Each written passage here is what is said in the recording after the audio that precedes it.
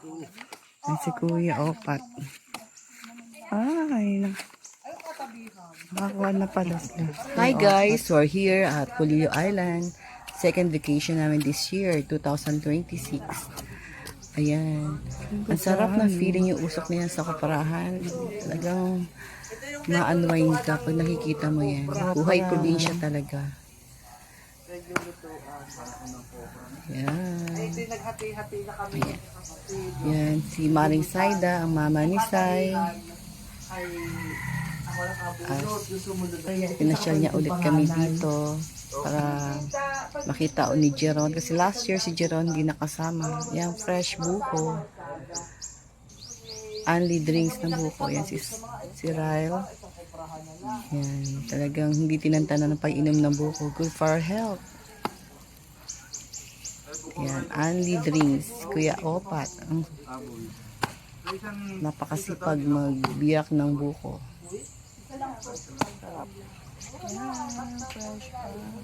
Talagang every year pumapasyal kami dito. Si Jeron. Sobrang excited niyang makarating sa koprahan. Nakalimutan niyang uminom ng buko kakapicture. Yan. Yan. Napakalawak ng koprahan nila. Yan, hanggang doon. Sa kanila yan. Diba? Ang saya-saya. Si Ryle, first time niya makarating dito sa Polillo Island. Kaya talagang na-amaze siya. Talagang na-relax siya. Yan. Yung pausok, hindi ko na-expect na may pausok na ganyan. Kasi last year, sa bungad lang kami nakarating. Hindi ko alam na papasok pa sa loob. Yan, ma-feel mo yung pag inom ng buko. Last year kasi mabilisan. Hindi ko alam na ganito, na pag pumunta ka sa place na to, talagang marirelax ka. Yan. Tapos in-enjoy ko.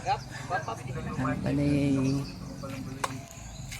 ikot ko ng camera. Ayan. Ang lawak-lawak ang lupain nila. Napakamahal ng buko sa Manila, pero dito Anli kain ng buko. Punta ka lang dito sa sakahan nila.